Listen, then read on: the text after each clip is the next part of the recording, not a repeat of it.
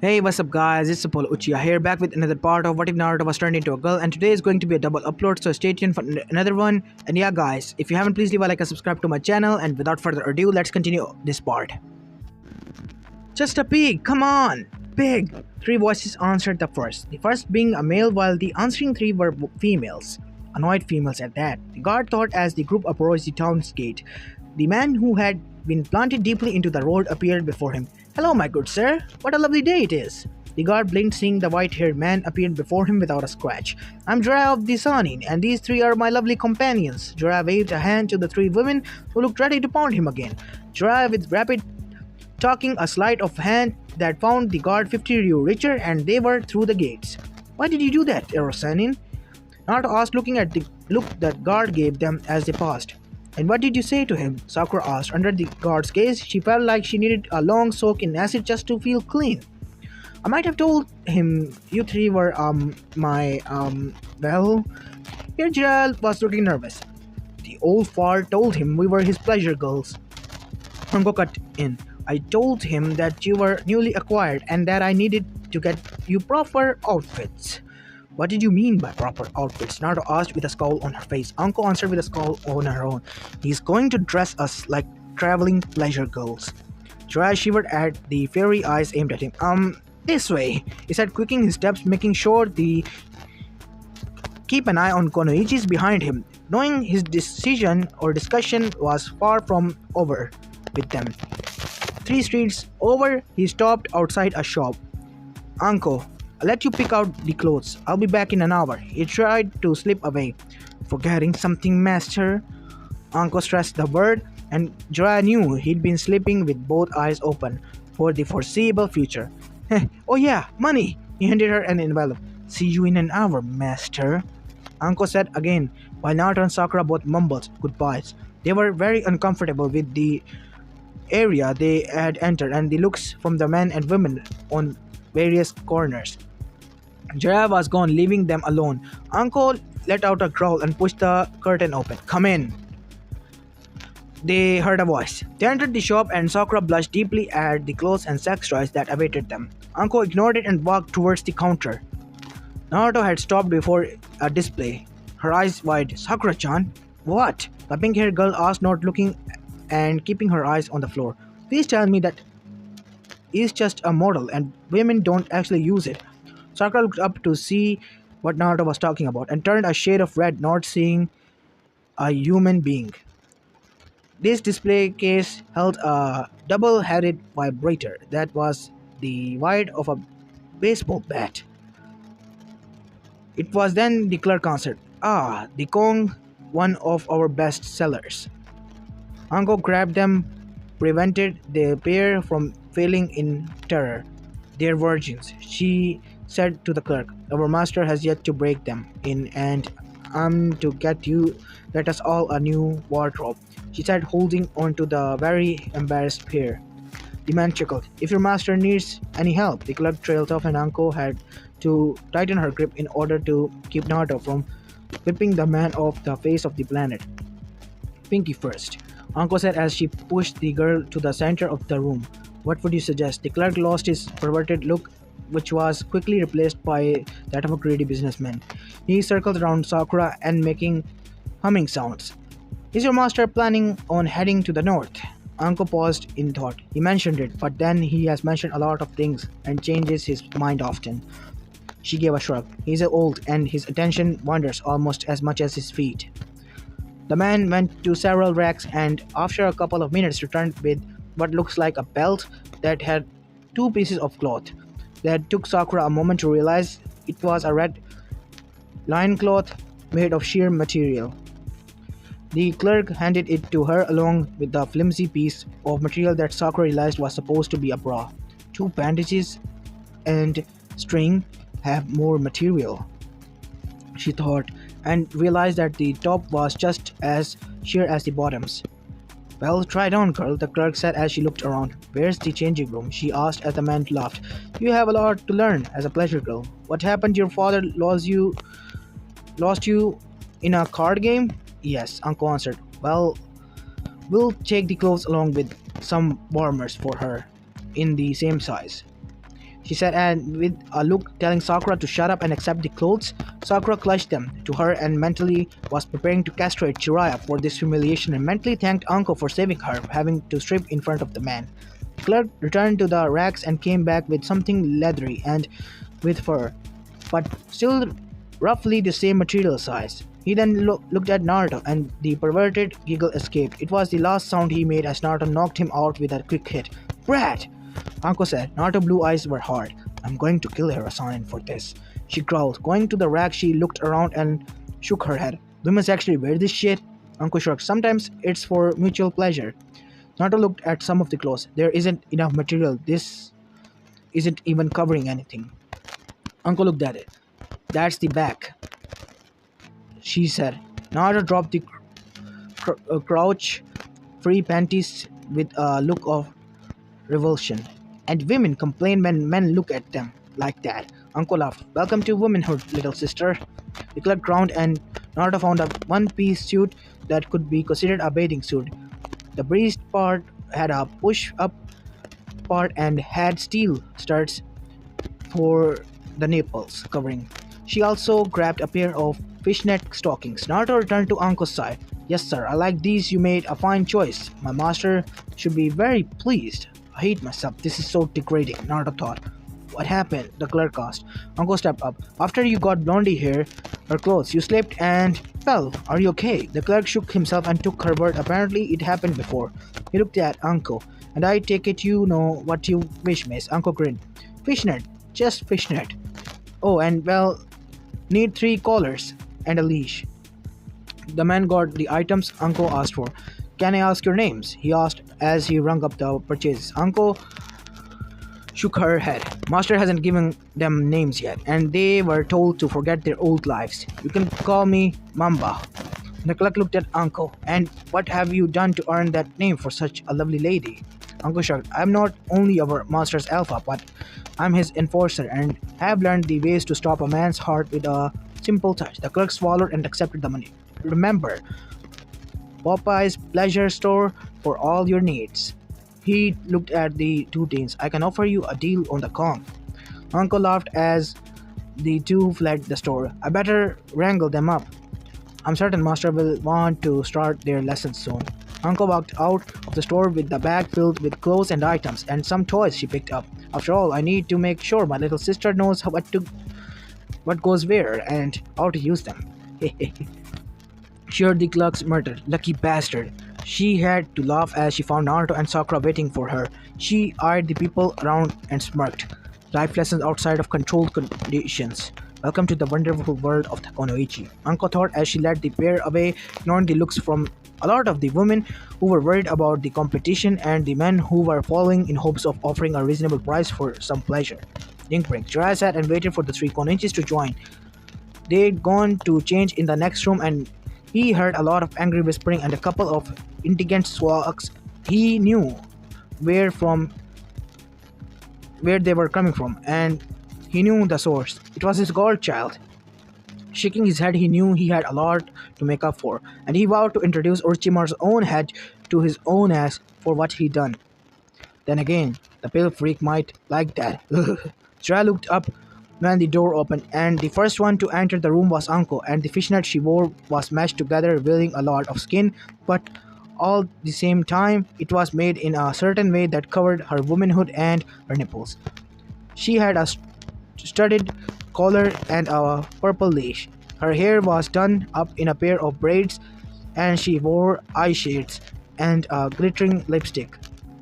She gave a little turn, and Jiraiya spotted the pair of fans strapped to a thin chain belt around her waist, and he would bet the sales of his latest novel that they were bladed fans.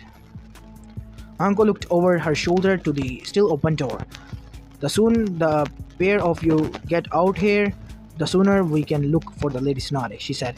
Then let us get dressed. Naruto's voice came from the inside of the room. You are dressed, Anko contorted. You expect us to go out in public like this? Why? Naruto said because she wasn't happy. We need to get out here and keep a low on attention. you see, and so we can look for our teammate in this town, Jiraiya answered. And an old man with three pleasuring ladies will be noticed less than a group of ninjas. Then why did you ask for us? Another voice came from the inside room. I didn't. I was given to take you with me by the orders of those damn fools.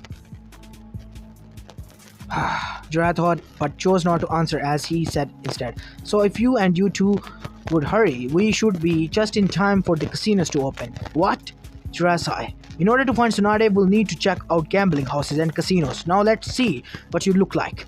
The sound of whispers, you go, no you go, followed by the sound of scuffling, and Sakura was ejected from the side room and the door was slammed shut seconds before Sakura lunged and was pounding on the door. Jiraiya watched as she pounded on the door and took in her appearance. She had little bells around her ankles with red straps, the red loincloth that was nearly transparent, and Jiraiya had to stop himself from grabbing the notebook as the top was two pieces of fabric similar to the loincloth, twisted, wrapped, and tied between a pair of perky braids. Sakura hair was done up into ponytails and laced with bells that gave soft tingling sounds with each layer. She had red eyeshadow and cherry lipstick. Like Anko, Sakura had a red studded collar and a chain that was currently over her shoulder.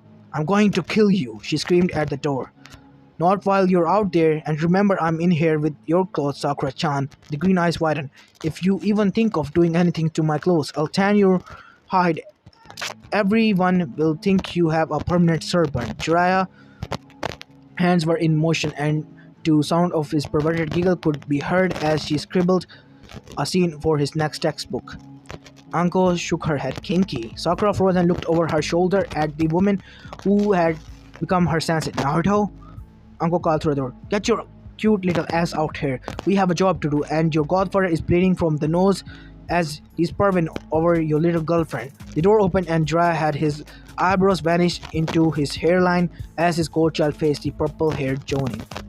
She's not my girlfriend! Naruto was wearing the black single suit with that seemed to make her skin glow, as well as push up her wrist that the Toad Sage was certain Tsunade would have killed for at that age. Jiraiya noticed she had glitter attached to her shoulders and neck, and her long legs were encased in fishnet stockings, and she wore stiletto heels. Her wrists had black bands wrapped around them. Jiraiya saw her collar was white, and he saw it had a bow tie that hid the chain. Naruto barely wore makeup with just a light blue eyes shadow and a lip gloss that added a shine to her lips, and her hair was styled in a way that it fell down her back in waves. That sound of a body hitting the floor drew the attention of three Konoichis, and they were amazed to see a blonde-haired woman standing over an unconscious Jiraiya with a dark look, her fist posed as if she was going to continue to beat the hell out of the man. Who the hell are you? Naruto turned towards the woman, whose honey-colored eyes went from Jiraiya to look at the three Konoichis. The slurred answer from the floor was the answer. Tsunade, so good to see you. I see you are still in shape, Jiraiya said from an uncomfortable position as Tsunade was about to break his neck. You got to be shitting me, Naruto said, then gave her godfather a swift kick in the nads. I knew this was a sick game of yours. Another kick followed the first. Brad, you might want to stop, Uncle said. Naruto looked down, then kicked again. Nope, he's still a pervert. Tsunade could only laugh at this. So, let me get this straight, Tsunade said, as she sat down with the three redressed Konoichis. The pervert wanted you three to dress up as pleasuring girls and be his escorts into casinos while he looked for me. Yup, Naruto said. Jiraiya, don't fucking move. Don't even breathe. Tsunade growled, not even turning around. So why are you looking for me? She said, focusing on Anko, as she really didn't want to hear her teammate speak right now. Jiraiya, who had been warm crawling towards the window, froze at Tsunade's voice. Well, it's two parts. First, we need you to give Naruto here a full exam, Anko said, gesturing to the blonde, who didn't look happy. You would know this if you would have read the scroll Sensei sent for you. Jiraiya added his two-ryu opinion. which got him a dark look from Tsunade again. "I'll be over here being quiet," he mumbled, and Tsunade turned back to the three Konoichis before him. About just a month ago, during the second part of the Chunin exam, that was of the first of that. Anko began, and Naruto looked away as she told the blonde Sanin about Naruto running into Orochimaru and the fight, and the added seal that Snake Bastard added to Naruto's existing seal that had effect of changing the whisker mark blonde from he to she. "One good thing is the kid's got chakra and control to rival a Kage in his spine," Jiraiya said as Tsunade gave him a look. "You keep quiet, Felicia," Tsunade said, giving him a look, then turned back to Naruto. "Well, he does, and it's actually three Kages and a Sanin," Jiraiya mumbled while curling up protectively into a ball. "And the other thing you came to find me for?" Tsunade asked. "Check out Naruto first," Anko said, giving the younger girls a look that said, "Shut the fuck up or else." "Alright then, clear out everyone but Naruto." "Why?" the young lord asked. "Because I'm giving you a full exam and it's private," Tsunade said, then looked at Jiraiya. "I left Shizune at our hotel. You might as well get her and tell her bring my medical bag. Take these two with you." She gestured at Sakura and Anko while Naruto looked very nervous. Jiraiya looked at them and he could hear them screaming at them. Scum. But then all of them heard "Scram" from Tsunade. As Tsunade sent the others from the room, and she managed to snag Naruto before she could join them. "Strip," Tsunade ordered as Jiraiya had a perverted look on his face as she slammed the door in front of him. Link break. I knew Lady Tsunade was up to something when she vanished on me, and Tonton liked that, she said as she carried the pig, leaving Sakura to carry the bag. Anko was walking next to them, her hands laced behind her head while whistling. Of Jiraiya, they had lost him after getting Shizune and passing on Tsunade's order. "Does she do that to you often, up and vanish?" Sakura asked. "Well, she always returns sometimes, and she still needs to lose someone who is looking for her," Shizune said with a shrug. "You mean debt collectors," Anko replied as she continued next to them, shooting the other woman a look that told Tsunade that Anko knew of Tsunade's legendary gambling habits. They were nearly to the hotel when the window exploded outwards and the three saw a blonde blur making it out of the window and to the rooftop across the way. Sakura shook her head while Anko laughed. Shizune watched as Tsunade emerged from the window with a scowl on her face and gave chase. "What just happened?" she asked. Anko started to bust out laughing. Couldn't answer, leaving Sakura to do it. "That was not on Lady Tsunade. Must have said something about needles." Abisu leaned really quickly to seal the room tightly. "I hope Tsunade is in shape cause the brat leads Anbu around the village on a regular basis," Anko said, getting her chuckles under control. A moment later, Tsunade leapt from the window in pursuit. "Should we help her?" Shizune said. "Nah," Anko answered. "Let's wait in comfort since Tsunade didn't wait for the letter from Lady Abisu and kicked us out. She can learn the hard way." Sakura followed her sensei as Shizune looked at the rooftop where her friend and teacher had left. "It's been a while since Lady Tsunade has run after anyone. She'll be okay, I guess," the brunette thought as she shrugged the pig to her, getting an oink before falling Anko and Sakura. Link, "Get your ass back here," Naruto answered was to look over her shoulder and give the older blonde the finger and laugh as she continued to lap away. Tsunade had chased the girl for nearly 2 hours now, and she realized how out of shape she has been as she was panting and sweating from the chase. She nearly had the girl several times, but the girl would suddenly get a burst of speed and get away again. "Everything was going fine until I pulled out a needle." Tsunade had seemed surprised when she pulled out the needle as she was unaware she had it in her pocket, and she barely had time to blink as the blonde kicked her across the room and dove through the closed window. "And I've been chasing her since," Tsunade thought, annoyed. Making a decision, she skidded to a stop as Naruto took a leap to the next roof. The blonde was about to leap again when she realized that there was no one chasing her. She saw Tsunade had stopped and wasn't making any attempt to leap to her roof. "Giving up, you old hack," Naruto taunted as was ready to run, but Tsunade just grunted. "Oh, come on, you're a Sanin. Shouldn't you be in a better shape?" Naruto taunted as was ready to run, but to her surprise, Tsunade sat down and folded her arms. "Hey!" Naruto said. "Quiet!" Tsunade said in a calmer voice than what she was feeling. Naruto huffed. "You okay, old hag?" The wind appeared on Tsunade's forehead and she growled. "Stop calling me that!" Naruto sighed and sat down while keeping an eye on the older blonde. You're not going to try and stab me with a needle, are you? Tsunade shook her head. I wasn't going to. That to you back in the room, Tsunade said while mentally. I was going to have Shizune take the blood samples when she got there. Naruto gave her a look, saying she didn't believe her. Honestly, I wasn't going to take any blood or stick you with any needles, Tsunade said. That's what Shizune does. Thinking and wanting to have her apprentice take extra samples for all the trouble the younger blonde had caused her. Oh, Naruto said, scratching the back of his head. Sorry about the chase. Tsunade blinked at the behavior of the young blonde. Come on, Bachan, I'll buy you a drink as an apology for having you chase me, she said as she dropped down to street level. What the? Tsunade thought as she followed the offer of a free drink overriding her doubts and current plans of revenge. Link break, sake bar. Tsunade sipped her beverage and looked at the younger blonde with her. What exactly am I supposed to do with you? You said Abisu already gave you a physical. Naruto had explained her exam already with Abisho, and Tsunade trusted the woman's opinion as she had learned some of her skill from her when she was a student of the third Hokage. Naruto shrugged.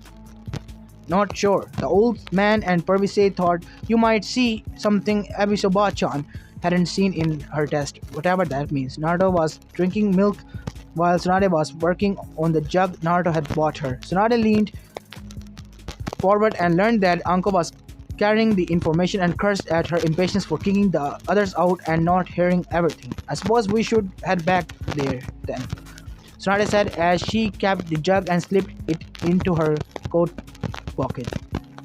They were 10 feet away from the bar when a voice neither wanted to hear ever again reared up from behind. Ah, Tsunade, just the person I was looking for. Both Naruto and Tsunade turned and made the man's name sound like a curse. Orochimaru. This is where I'm going to be leaving this part of, guys. I hope you like this one, and if you do, please leave a like and subscribe to my channel. And yeah, guys, today is going to be a double upload, and I'm going to be uploading the next part of What If Naruto and a Mother's Love, so stay tuned for that. This is Apollo Uchiha, and I'm signing out. Peace.